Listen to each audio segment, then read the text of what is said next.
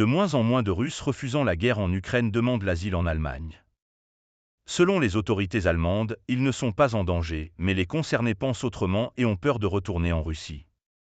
À la fin du mois de février, Oleg Ponomarjov a reçu une réponse négative à sa demande d'asile de la part du Bureau fédéral des migrations et des réfugiés, BAN, en Allemagne.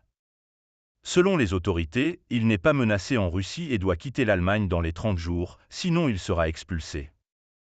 Ponomarjov est désespéré.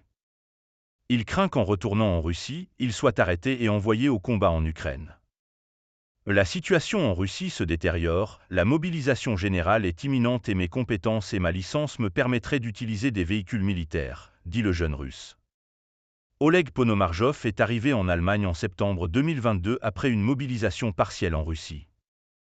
À l'époque, le chancelier allemand Olaf Scholz avait déclaré que les citoyens russes qui ne voulaient pas combattre dans la guerre déclenchée par la Russie en violation du droit international pouvaient demander protection en Allemagne. C'est pourquoi Ponomarjov a demandé l'asile en Allemagne. Pendant qu'il attendait la réponse à sa demande d'asile, il a appris l'allemand et a travaillé bénévolement dans un centre d'intégration pour les russophones. Plus tard, sa femme est également arrivée et a demandé l'asile.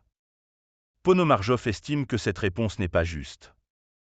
On attend de nous que nous nous exprimions et soyons actifs, puis on nous refuse l'asile.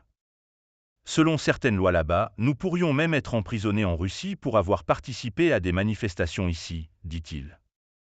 Ponomarjov a participé à plusieurs manifestations contre la guerre devant l'ambassade russe à Berlin. Il craint d'être accusé de discréditer l'armée russe. Un autre jeune, Dmitri, non modifié, s'est enfui après une visite au centre de service militaire russe. On lui a donné quelques heures pour préparer sa valise, mais Dmitri s'est caché et est parti du pays. En Russie, il s'est opposé à la guerre en écrivant des graffitis contre la guerre sur les murs et a préparé des affiches, mais il ne peut pas en dire plus. Pourtant, pour les autorités allemandes, cela ne constitue pas une preuve suffisante qu'il est en danger dans son pays d'origine. Bon pense que je suis en sécurité en Russie, dit-il sarcastiquement. Et ils ont eux-mêmes peur de combattre contre le régime de Poutine, mais ils appellent les Russes à se lever contre lui.